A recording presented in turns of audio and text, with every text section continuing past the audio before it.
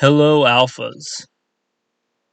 Today's episode a little bit different. I recorded it out in the wilderness today on the iPhone. Uploaded it later when there was service. There was no notes, nothing like that. Just getting together in this virtual tribe. If this message calls to you, you decide, you know what, I'm going to put down that soy latte, start drinking Americanos. Gonna take off the skinny jeans, strap on a pair of boots, be an alpha male. And in keeping with today's episode you're going to listen to, I throw a little challenge for you alpha males out there. Try and do some recon this week.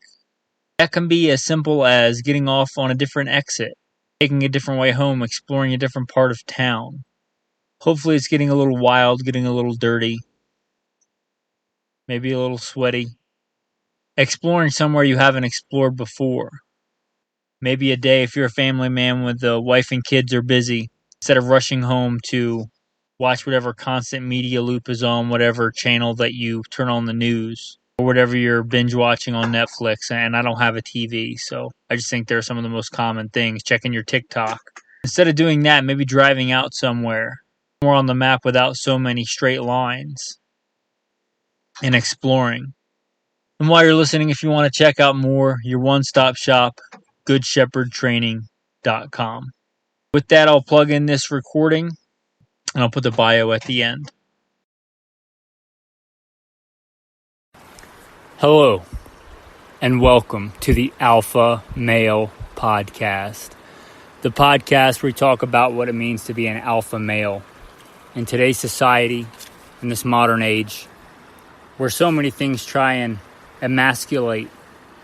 I've even recently been hearing, be a good person, learn to be a good human, stuff like that.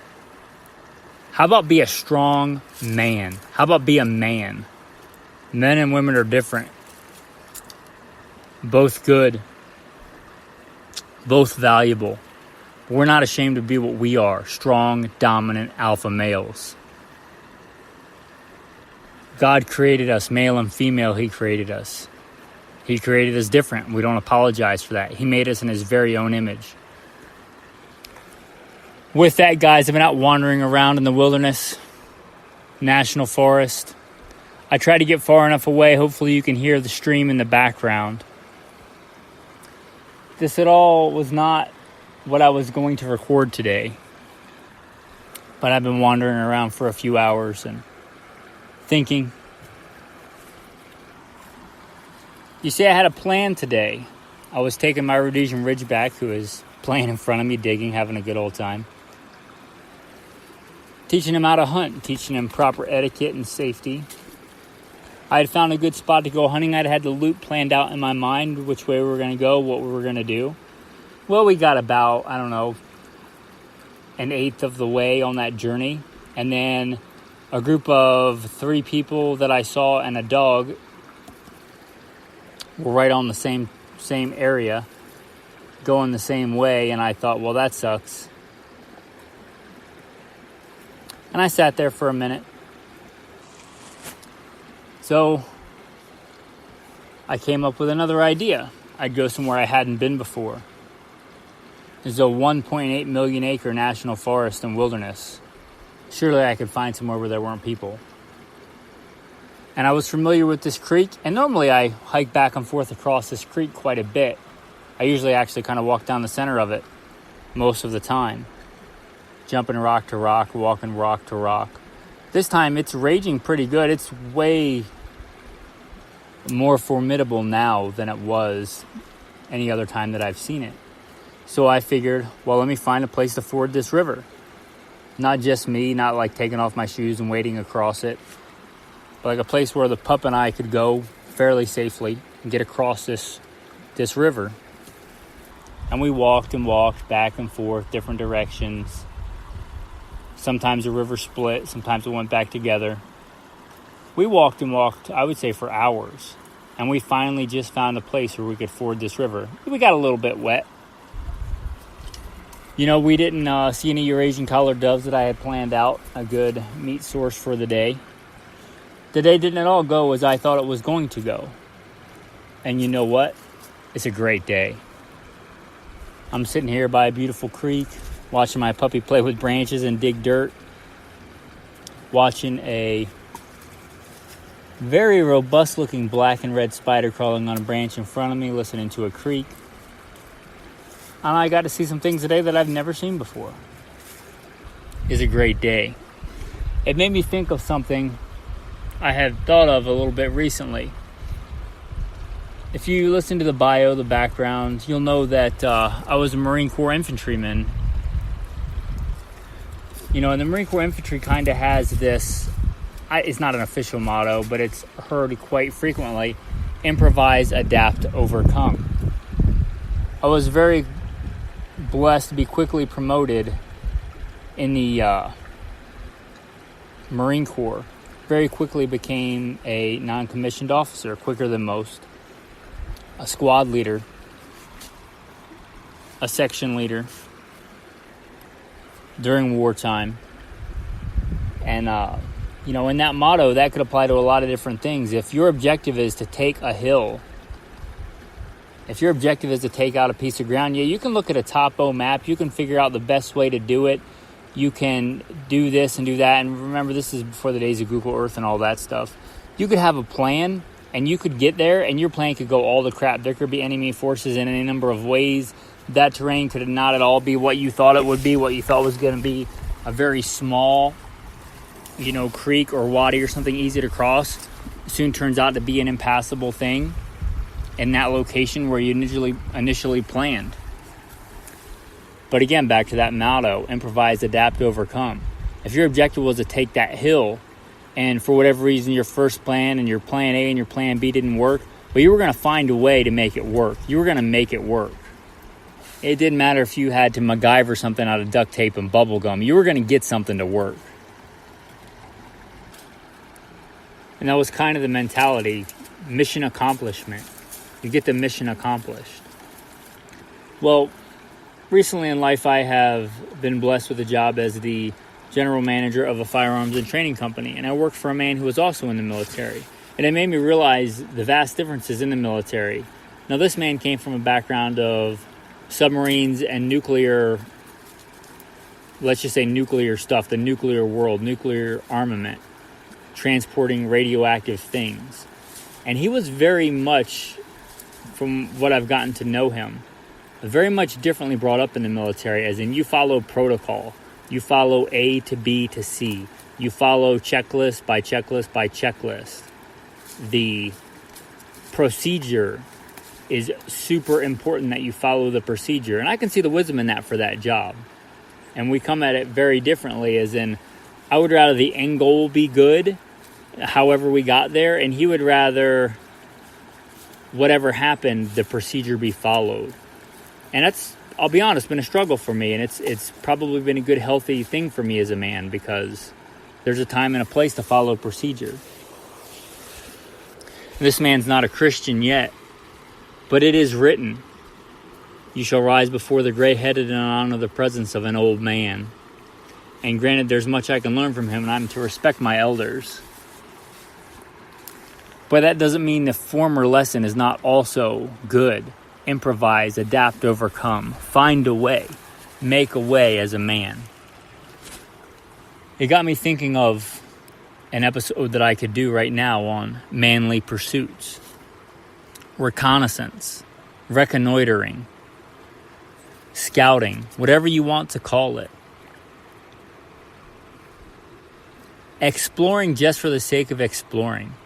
You know, go back to being a kid, a young man with that sense of adventure, that sense of accomplishment. You don't have to be on a 1.8 million acre national forest to have some adventure. I remember one time I was kind of forced to go, I mean, not at gunpoint, but I was kind of forced to go to New York City, Manhattan proper. And I thought, well, I'm here for a day, I'm going to hike across Manhattan. And I did. I went from one side of the island to the other. Not a super long way, but you talk about exploring and seeing things that I had never seen before. I do believe I ended up in Harlem at one point. But adventure. And that, you know, don't think that because The days of Christopher Columbus and Lewis and Clark are gone, and I really look back at those times and think, it would have been great. It would have been great to be back in those times. It would have been great to go out and see a buffalo that no European had ever seen or described or drawn. It would have been great to cross a river that nobody had ever crossed, that nobody had ever seen. But don't let that stop you from having adventure in your life today, from stepping out. That could be something as simple as going a different way home than you normally go. There was a time when I could walk to work. It would be one of my workouts of the day. And I would, instead of driving to work, it took me 5 minutes. It might be a 5-mile walk to work. I might make it 6 or 7 miles. I might walk a different way.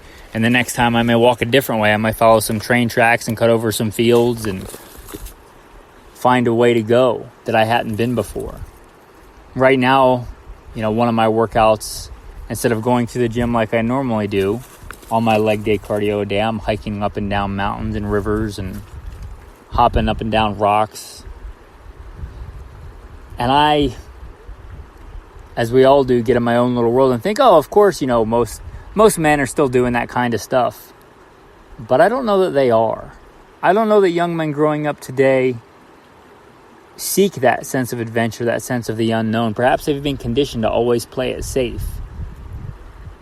Now, there's a time and a place for protocol. There's a time and a place for wearing your seatbelt. There's a time and a place to go adventuring and get a little wet and get a little muddy and get a little dirty, get some blood on your hands. I did all those things today. And you know what? It's a great day. I'm sitting here in the sun in the beautiful national forest watching the dog play. Got to teach him some proper hunting etiquette. Got to see him alert for the first real time today. Got to see him grow in trust and crossing a pretty raging river, stream, whatever you want to call it, with me. Both of us getting a little wet, having a lot of fun, drinking some muddy water. I was also listening to a audio reading of a writing by Ron Spomer, an outdoors writer from years ago, about canoeing. And maybe that helped spark this episode in my mind too. When I was younger, I used to love going out in a canoe. Even before, I grew up pretty poor. I couldn't afford a car, but I saved up money and bought an old beat-up canoe that was split in a bunch of places, wasn't worthy of going in the water, and bought a cheap fiberglass repair kit from a auto parts store or a hardware store, fixed that thing up, and I would carry it, down to a river, and I would lock it up. And I would have a little red wagon, and I would haul stuff down there, and I would find adventure. I would find old sunken barges. And keep in mind, this is in, I grew up in Maryland, Virginia area.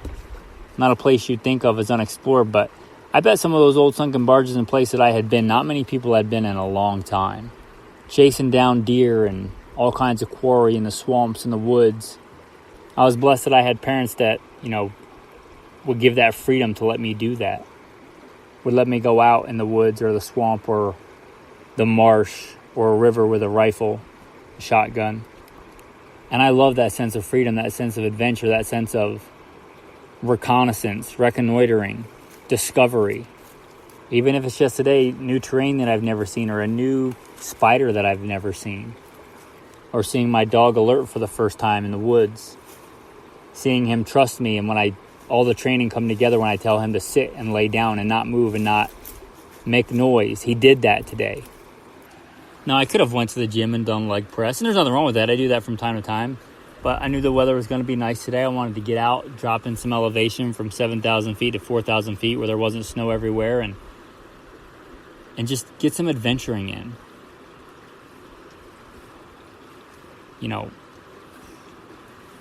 That's kind of one of the marks of an alpha male, being a trailblazer, being an adventurer.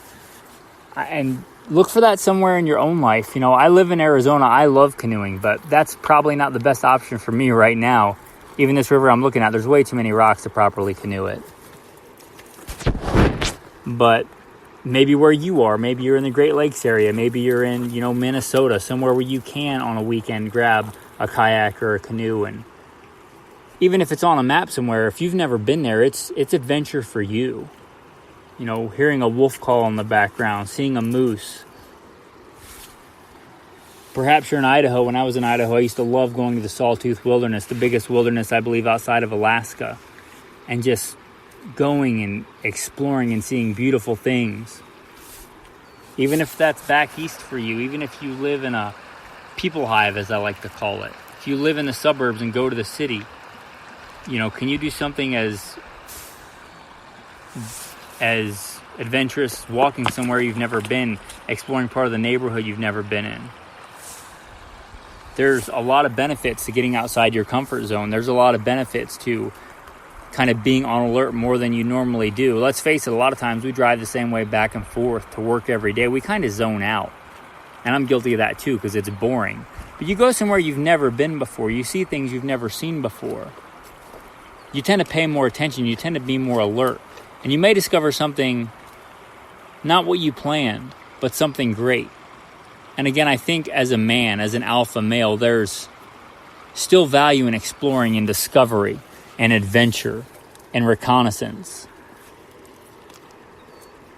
Who knows when you'll find in the wilderness that honey hole that's good for elk or good for prairie dog hunting or good for Eurasian collared dove.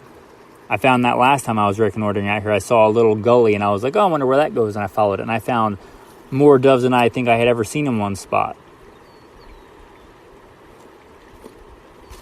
And again, I like the wilderness and I'm blessed to live in a place where I can go out and go somewhere wild in the desert and the mountains and the rocks.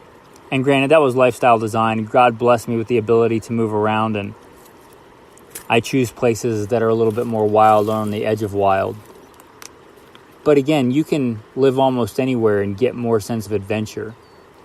Don't be the guy that always follows the same path that everybody else cuts. Whether that's literally in the woods, leaving the path and going somewhere new and unmarked and uncharted, place where there's no little dotted lines on the map. Yeah, it's my puppy knocking down rocks on a cliff. Or whether that's figuratively in life and career path. Be a trailblazer. Do some reconnaissance. Have some adventure. And don't be afraid to get a little bit dirty, whether literally or figuratively. Step up and be a man. Improvise, adapt, overcome, make a way, find a way. That was kind of my whole objective after I saw that river so high today, and I had to come up with a different plan. Was I was going to find a way to ford that river.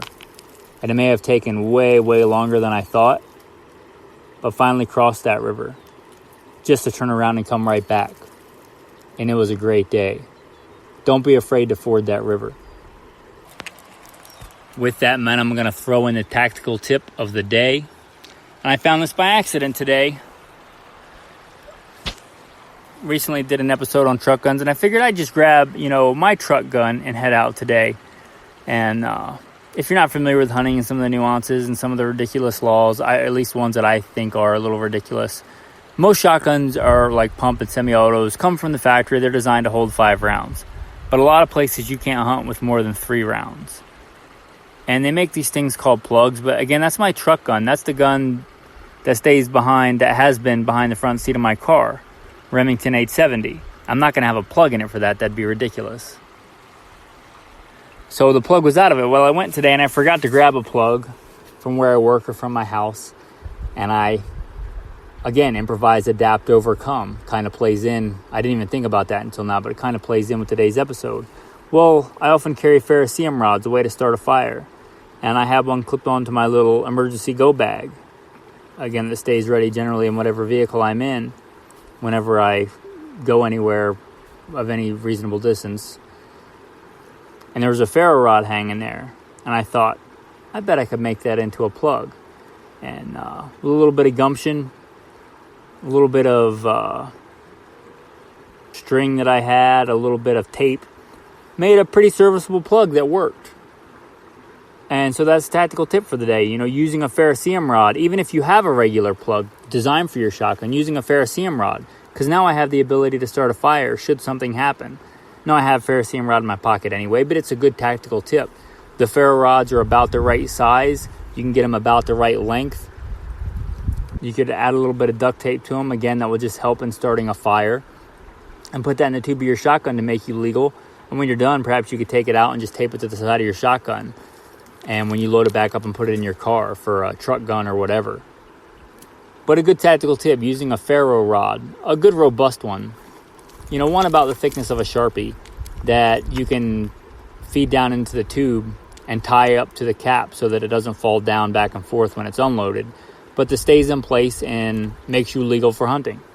A ferro rod as a shotgun plug. And the verse of the day, I may have mentioned it before, but I'm literally sitting on a rock face right now about halfway up with my puppy trying to figure out how to lay down. God is my strength and power. He makes my feet like the feet of a deer. He sets me on high places. He teaches my hands to make war, so that my arms can bend a bow of bronze. With that, man, I'm going to say thanks and have a blessed day. First and foremost, I am a servant of God, preacher, a fisher of men. God is number one in my life, and everything that I do in this podcast is no different, and I don't apologize for that. A little bit about me in the background. I grew up, I guess what you would consider a heathen. Didn't grow up a Christian, but I grew up in the southeastern United States, what most would consider very poor. Hunting and fishing and shooting. Joined the Marine Corps at 17, did a couple of combat tours in Iraq. After my combat tours in Iraq, I was an urban warfare instructor for the United States Marine Corps under Mojave Viper. I also served in law enforcement for several years in LAPD. I worked patrol assignments and more specialized assignments, where by God's grace, He got me through some nasty places in this world, war zones, and some of the nastiest streets in the country. Not because I am better, because God chose to have mercy on me and had a purpose for me, and I'm thankful for that. After my time in law enforcement, I was a private contractor for federal government, for a 3-letter government agency I won't specify, doing private contracting work. I'm very much involved in guns and gunfighting. I also served in the U.S. Army, both full-time and part-time National Guard. I should say my primary MOS is in both branches of the military or infantry, as of one sort or another. Specialized infantry in the Marine Corps and an MOS that no longer exists. I started competition shooting even before I joined the Marine Corps at 17. I won my first gold medal even before I joined the Marine Corps at 17. I've been blessed by God with the talents He's given me to win more shooting competitions than I can remember. I've won most of my competitions in rifle and pistol, but I've also competed in archery and shotgun and even muzzleloader, knife throwing, hatchet throwing. I've competed in all that. I've also been a professional big game hunter and guide. Like I said, I grew up hunting and fishing and shooting. I've done it to put meat on the table because I like to put food on the table with the talents God's given me. I don't apologize for that. I've done it as a professional hunter and guide. I've slain all manner of beast and guided for all manner of beast. Bear and wolf and elk and deer, mule deer, whitetail deer. I've slain ram and fallow deer and countless animals. And I don't apologize for that either. FBI certified firearms instructor, NRA, and a bunch of other 3-letter government agency certifications. Blessed be the Lord my rock, who trains my hands for war and my fingers for battle. Psalm 144. I've been blessed to be the commander of a tactical team, an SRT, special response team, in a large metropolitan area, where our primary job was to stop active shooters. But again, first and foremost, I'm a servant of God, called by God to share the good news, preacher, a fisher of men.